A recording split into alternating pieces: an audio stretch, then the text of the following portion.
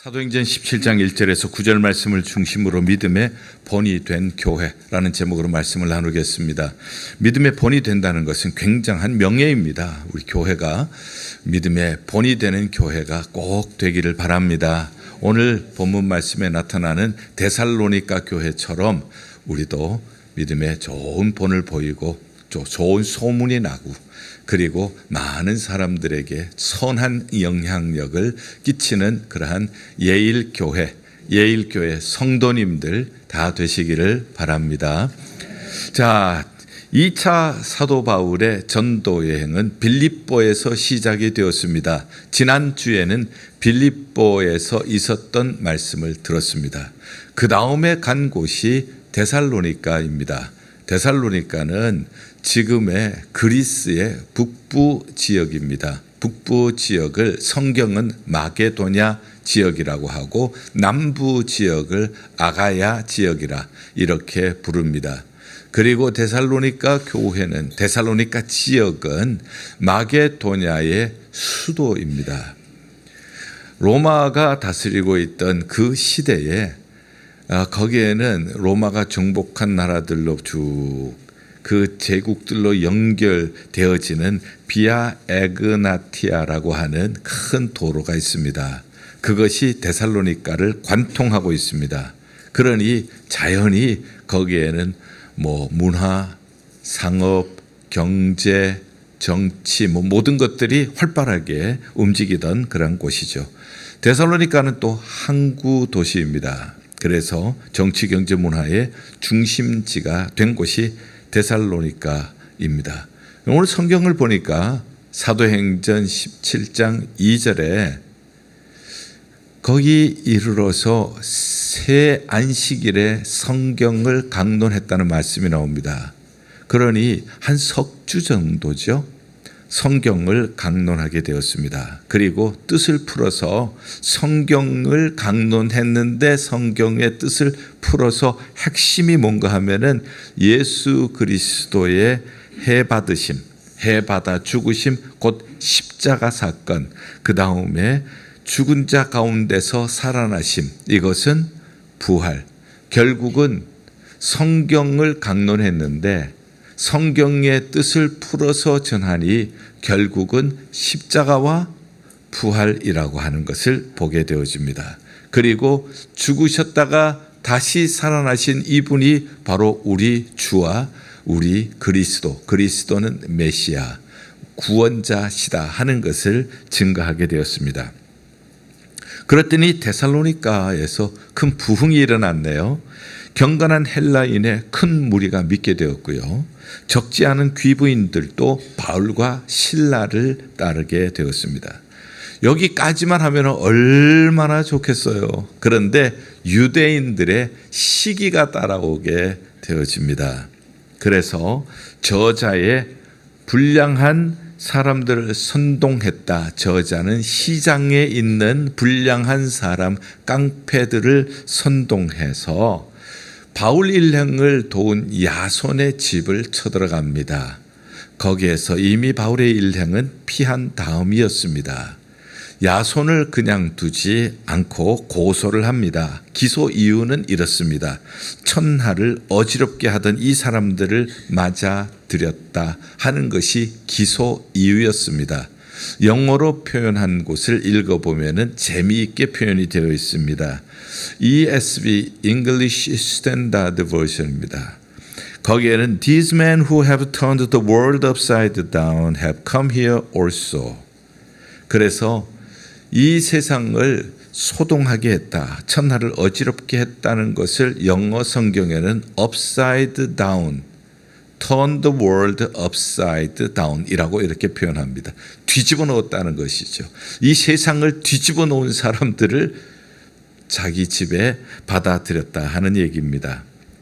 그래서 핍박이 있으니까 형제들이 오늘 9절까지 읽었습니다만 10절에는 그 다음 베레아로 보낸 것을 우리가 보게 되어집니다. 자, 이것이 데살로니가 교회의 이야기고요. 사도행전 17장에 기록된 데살로니가 교회의 이야기를 좀 더 잘 이해하기 위해서는 반드시 읽어야 할 성경이 있습니다. 그것이 데살로니가 전서입니다. 특별히 데살로니가 전서 1장 1절에서 10절, 우리가 오늘 다 읽지는 않았지만 여러분들에게 제가 설명을 해드리겠습니다. 거기에 석 주 동안 3번 새 안식일에 복음을 전했는데, 이 복음을 전하는 사람들이 그냥 말로만 전한 것이 아니라, 바울 일행이 그냥 말 많은 사람들의 말 재주로 전한 것이 아니라 능력과 성령과 큰 확신으로 증거했다고 나오고 있습니다. Power, 능력과 성령, Holy Spirit, 그 다음에 큰 확신, Big Assurance, 이것을 가지고 전했다는 겁니다. 그런데 그것을 받는 사람들은 환난이 있었지만 환난 가운데서도 성령의 기쁨으로 말씀을 받게 되어집니다.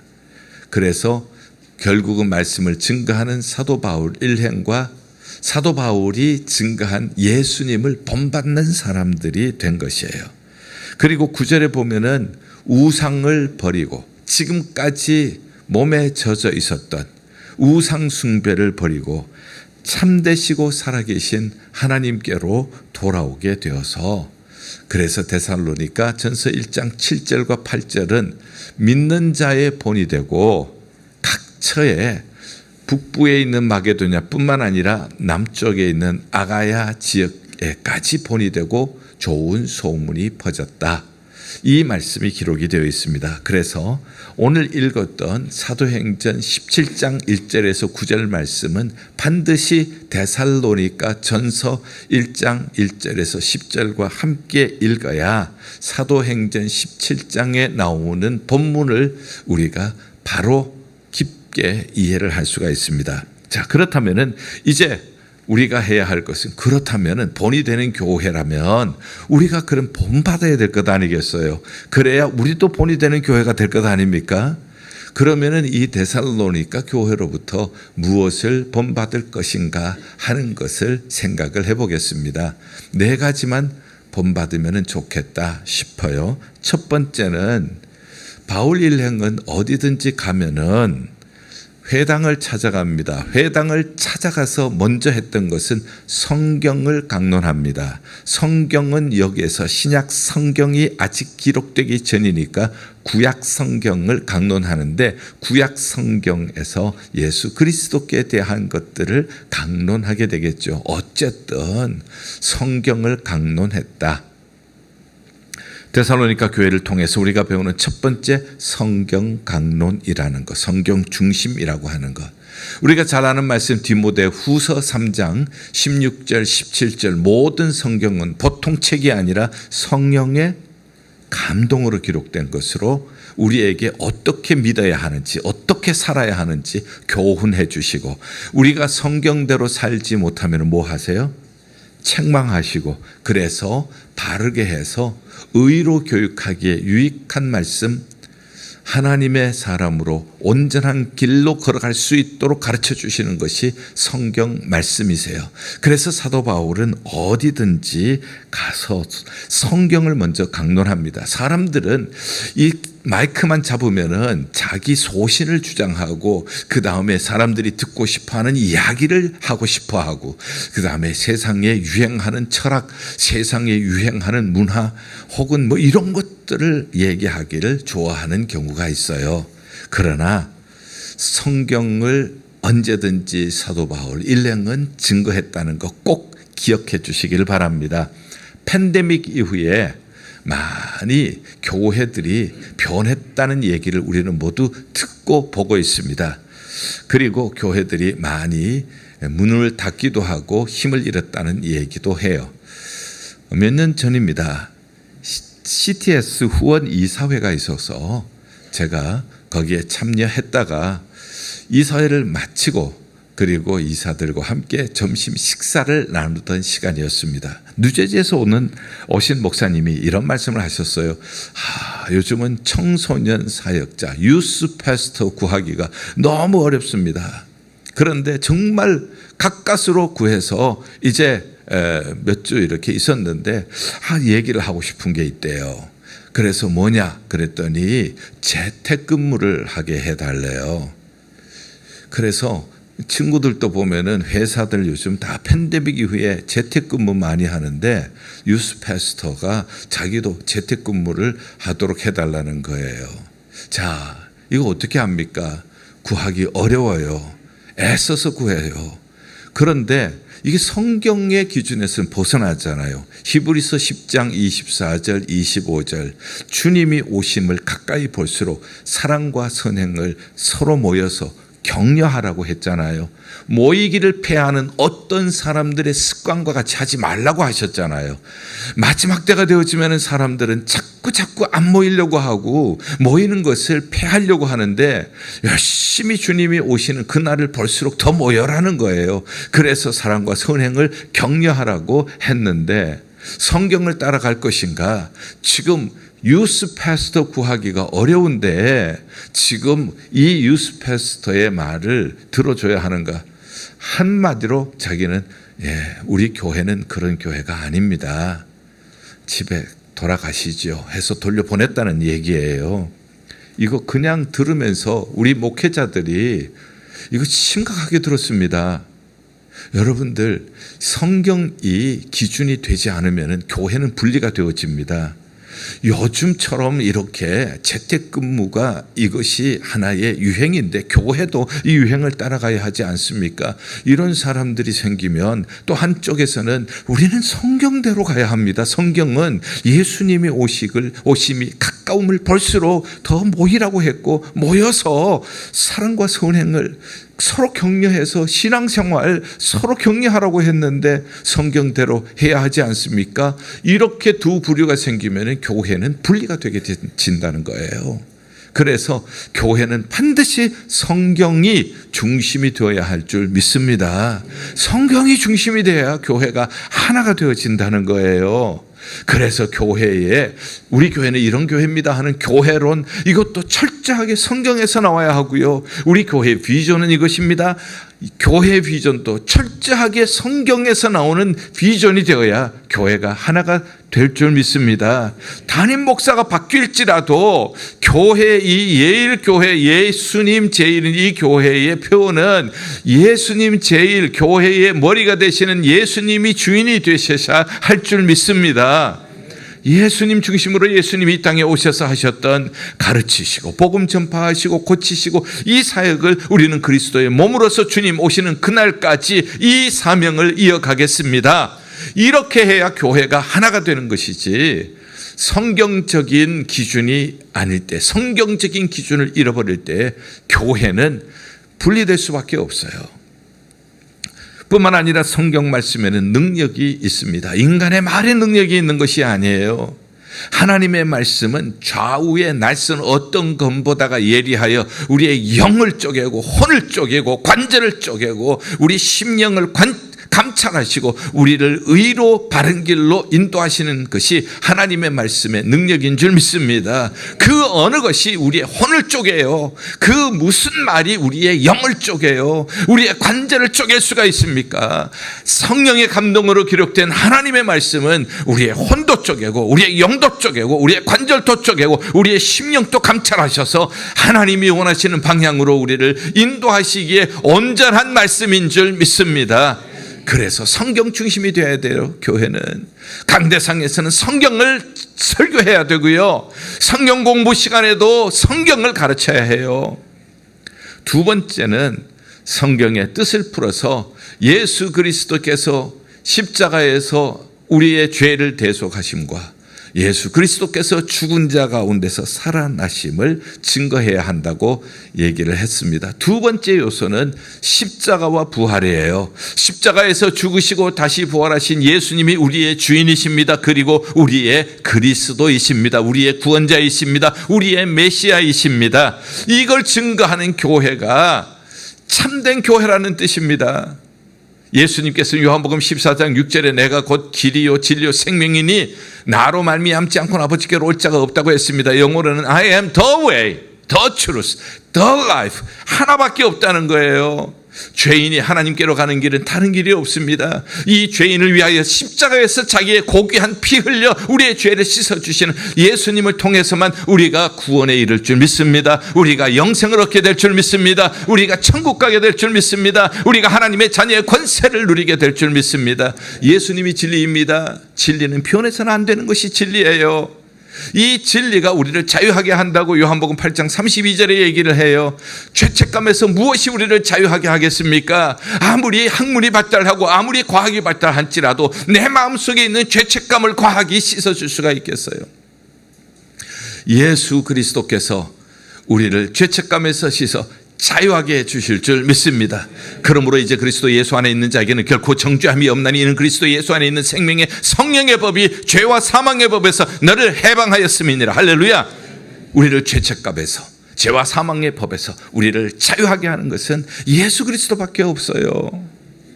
그리고 우리가 얽매여 있는 모든 것들에게서 자유하게 하시는 능력도 예수 그리스도의 이름 안에 있습니다.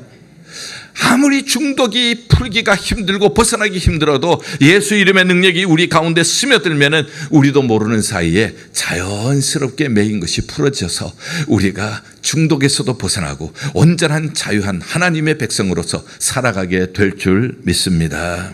그래서 우리는 이 예수 그리스도의 십자가와 부활, 이것이 우리가 붙잡아야 할 진리요, 이것을 우리가 선포해야 할 진리인 줄 믿습니다. 성경을 가르쳤어요.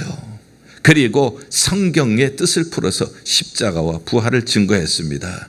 그랬더니 이제 데살로니가 전서로 돌아옵니다. 데살로니가 전서에서는 이제 이 전하는 자가 말로만이 아니라 말재주로 전하는 것이 아니라 이것을 능력으로, 이것을 성령으로, 그리고 이것을 큰 확신을 가지고 먼저 전하는 자가 하나님께 능력받아서, 먼저 전하는 자가 성령의 감동을 입어서, 먼저 전하는 자가 자기가 먼저 큰 확신을 가지고 증거를 한 거예요. 그랬더니 6절 보면은 이 말씀을 받는 사람들이 환난이 여전히 있었지만은 환난 가운데 성령의 기쁨으로 말씀을 받아서 주와 우리를 본받는 자가 되었다. 성령의 기쁨입니다. 성령의 기쁨이라고 하는 것은 말씀을 들을 때 기쁨으로 듣는다는 것입니다. 말씀을 들을 때 사모함으로 듣는다는 겁니다. 말씀을 들을 때 기대함으로 듣는다는 거예요. 오늘도 이 주일에 목사님이 강대상을 통해서 어떤 말씀을 전하실까? 그 기대함으로 나와서 하나님의 말씀이 선포될 때에 귀를 쫑긋 세우고 그 말씀을 사모하는 마음으로 갓난한 아이들 같이 순전한 젖을 사모하는 마음으로 이렇게 듣는다는 것을 얘기를 합니다. 그것이 마태복음 13장에 나타난 좋은 밭입니다. 얼마 전에 새벽기도 시간에 시편을 강의할 때였습니다. 시편 8편을 강해를 했습니다. 그리고 아침에 전화를 받았어요. 우리 뉴욕 교계에 계시는 어떤 원로 목사님이 자녀들이 이 교회 가까이에 사세요. 그래서 자녀들의 손주를 봐줘야 하실 때가 있으면은 오셨다가 꼭 새벽 기도는 우리 교회에 참여하세요. 그런데 제가 새벽 기도 때에 시편 8편을 강의하고 난 다음에 전화가 왔어요. 목사님, 오늘 시편 8편을 들으면서 제 인생의 40년의 목회, 그것이 파노라마처럼 환하게 지나가고 정리가 되어지는 것을 보았습니다. 저는 견딜 수가 없었습니다. 가슴이 뛰고 너무너무 기뻐서 전화를 드리지 않을 수가 없어서 전화를 했습니다. 그러면서 전화를 하신 거예요. 말씀을 들을 때에 40년 목회자로서 인생에 전부를 쏟아부었던 그 40년, 하나님 앞에서 살았던 그 시간들이 착 정리가 된다는 거예요. 하나같이 정리가 되어진다는 거예요. 그래서 제가 전화를 끊고 제 아내에게 얘기를 했어요. 그랬더니 제 아내가 목사님이 마음밭이 좋아서 그러신다고. 똑같은 말씀을 들었습니다. 똑같은 말씀을 들어도 그날 이 자리에서 말씀을 들은 모든 사람이 그 말씀을 들으면서 자기 인생이 파노라마처럼 쫙 퍼져가고 하나님의 인생 속에서 자기 인생이 하나하나 정리가 되어지고 해석이 되어지고 그런 분이 과연 얼마나 계셨는가 하는 거예요. 그러나 이 목사님은 자기 인생에 가장 소중했던 목회 40년이 정리가 되더라는 겁니다. 뭡니까? 마음밭이 성령으로 성령의 기쁨으로 말씀을 받은 것이 아니겠어요.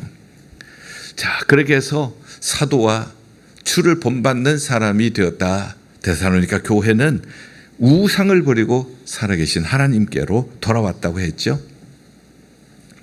우상을 버리고 살아계신 하나님에게 돌아왔다 하는데, 그렇게 보통 그냥 성경을 읽으면 아, 우상을 버렸구나 이렇게 생각을 합니다. 작년에 우리가 성지순례를 다녀왔습니다. 터키하고 그리스를 다녀왔는데 우리가 데살로니가를 갔다 왔습니다. 데살로니가를 갔다 오면서 데살로니가는 완전히 신전들이 얼마나 많은지 몰라요. 그 신전들이 많은데 그 신전들은 신 하나의 신전 하나인 거예요. 그래서 신들의 제왕이라고 하는 제우스 신전이 있습니다. 그런데 이 제우스는요, 헬라의 신들은 보면 윤리의식이 없어요. 제우스 신의 별명은 혹시 아세요? 바람둥이. 그 다음에 미와 사랑의 여신 아프로디테 신전. 그 다음에 바다의 신, 또 폭력의 신 포세이돈 신을 모신 포세이돈 신전. 그리고 술의 신 디오니소스. 그래서 디오니소스 신전. 이렇게 해서 전부 무너진 신전터이지만은 당시 데살로니가 지역이 얼마나 우상 숭배가 심각했는지를 우리는 볼 수가 있었어요.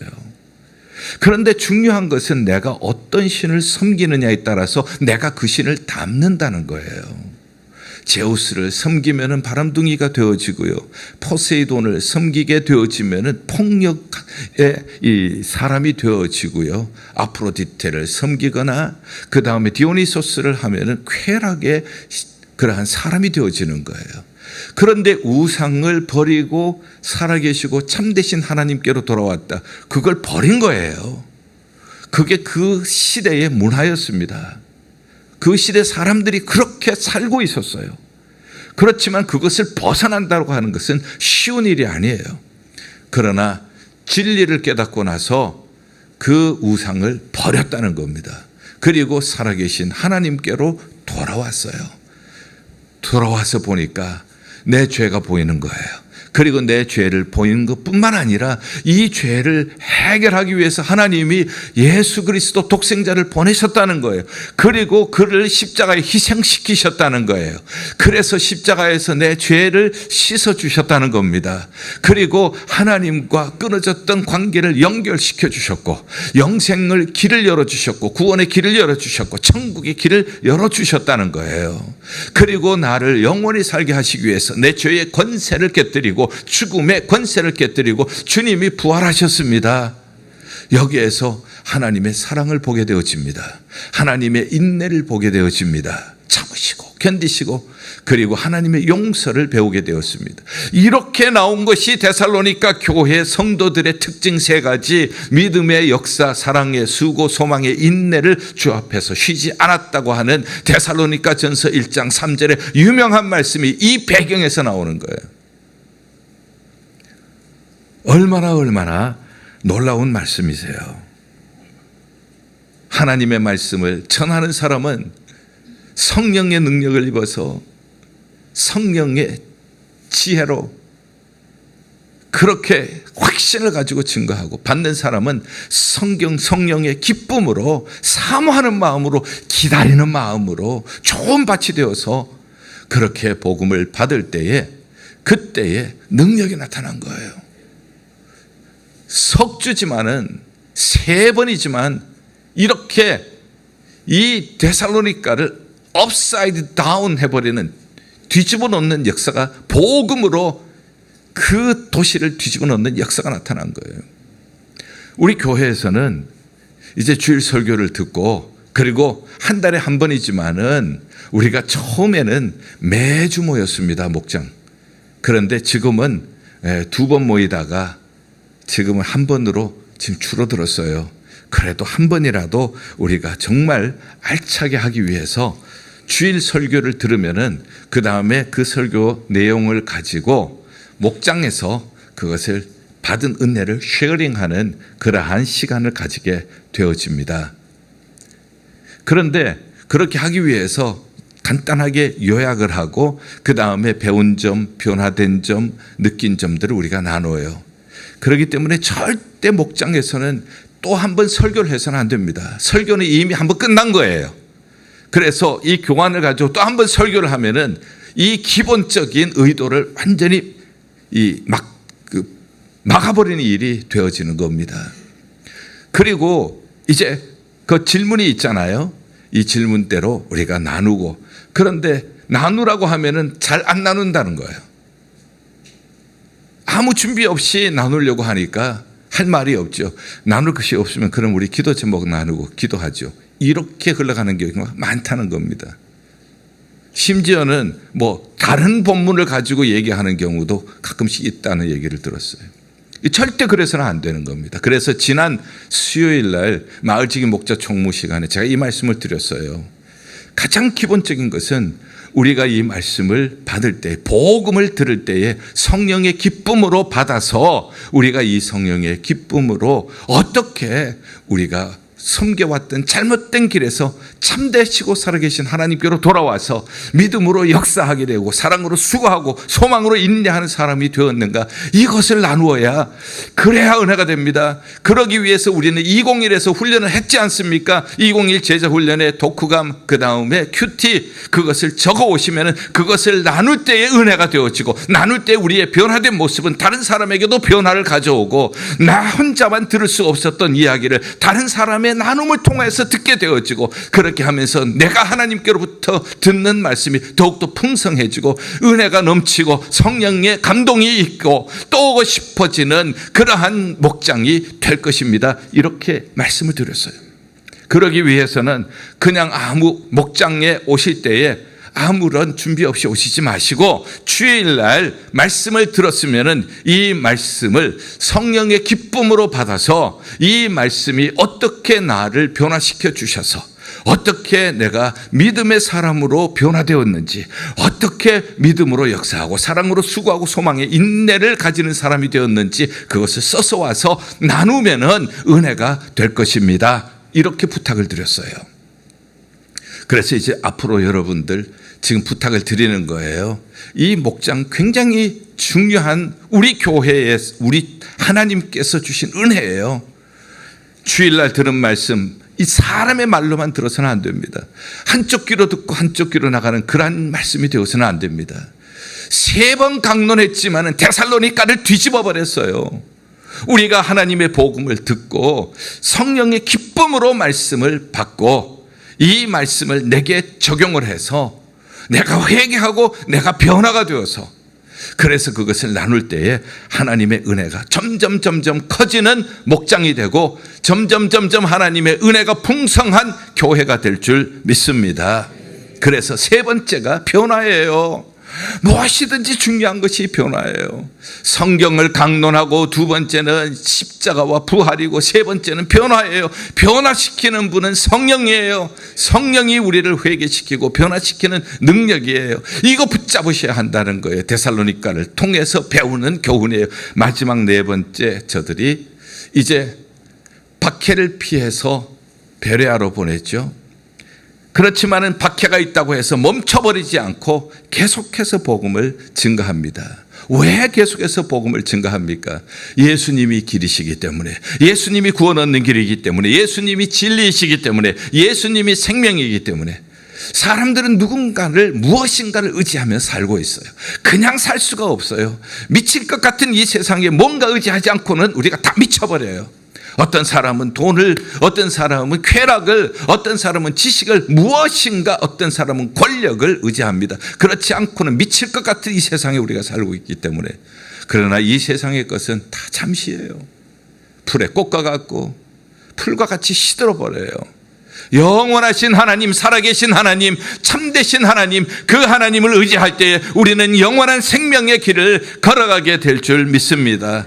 그렇기 때문에 우리는 예수님이 길이요 진리요 생명이라는 이 말씀을 우리는 붙잡고 우리는 의지하면서 내 자신뿐만 아니라 다른 사람도 이 길을 갈 수 있도록 우리가 증거하는 것, 이것이 복음 전도예요. 물은 흘러야 깨끗합니다.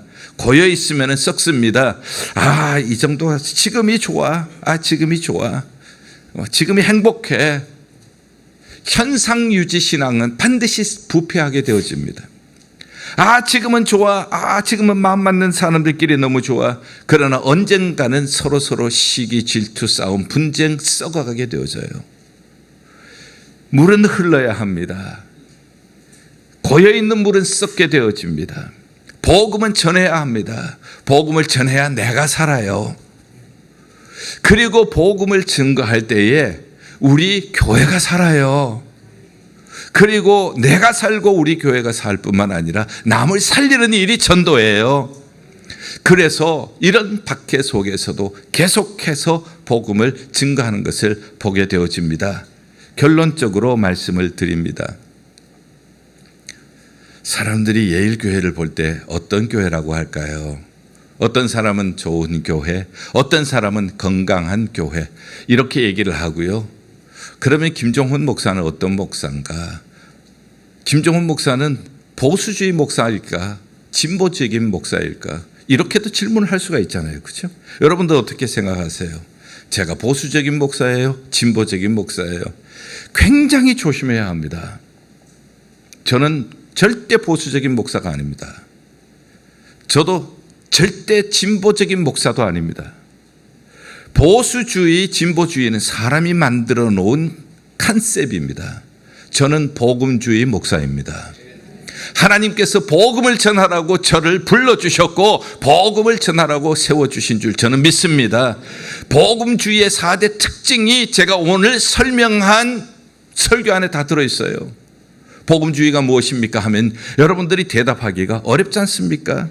여러분들 복음주의가 뭔가 그 4가지 특색이 오늘 설교 안에 다 들어있어요. 첫째, 복음주의는 성경 중심이에요. 사도 바울이 성경을 어디 가든지 먼저 강론했잖아요. 두 번째, 복음주의의 특색은 십자가와 부활이에요. 성경을 풀면 그의 뜻을 해설하면 결국은 십자가와 부활이에요. 십자가를 통한 대속이고 부활을 통한 영생이에요. 그리고 세 번째는 변화예요. 성령을 통하여서 회개하고 변화되는 것, 이것이 복음주의의 특색이에요. 많은 말씀을 듣는 것이 그것이 중요한 것이 아니에요. 내게 들은 말씀을 내가 적용을 하고 말씀에 어긋난 것을 회개하고 그리고 참되시고 살아계신 하나님께로 돌아온다면 이게 변화예요. 이게 부흥이에요. 그리고 네 번째 복음주의의 특색은 전도예요. 나 혼자만이 아니라 이것이 이 은혜가, 복음의 은혜가 흘러 넘쳐서 이웃에게까지 흘러 들어가게, 이렇게 할 때 내가 살고 우리의 가정이 살고 우리 교회도 살고 이웃도 살리게 될 줄 믿습니다. 이게 복음주의예요. 절대 우리는 이 세상의 개념으로 복음을 흐리게 해서는 안 됩니다.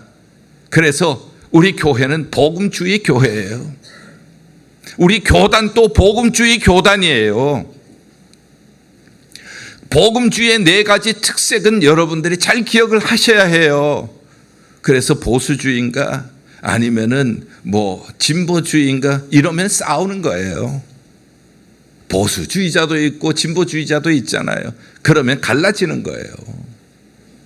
교회는 절대 진보주의, 보수주의 말장난하는 곳이 아닙니다. 교회는 철저하게 복음주의여야 할 줄 믿습니다. 꼭 그렇게 되어야 합니다. 복음주의의 4가지 특색, 첫 번째 뭐예요? 성경. 두 번째는요, 십자가와 부활. 세 번째는요, 변화. 네 번째는요, 전도. 정말 정말 여러분들 감사해요. 제가 이렇게 땀 흘리면서 설교할 보람이 있어요. 저는 그것 때문에 부름을 받았고, 저는 목숨 다하는 날까지 복음 전하다가 주님께 가면 되는 거예요. 3번 강론을 했는데, 복음을 3번 강론했는데 데살로니가가 뒤집어졌어요. 업사이드 다운 됐다고요. 복음의 능력입니다. 사람의 능력이 아닙니다. 복음의 능력에 힘이 있습니다. 복음의 힘이 있어요. 복음주의의 4가지 특색 다시 한번. 첫째, 성경. 2번째, 십자가와 부활. 3번째, 변화. 4번째, 전도. 꼭 붙잡으시기를 바랍니다. 저는 이것 이외에 몰라요. 저는 이것 이외에는 전하지도 않아요. 이렇게 할 때에 데살로니가 교회가 좋은 소문이 났잖아요. 번이 되었잖아요.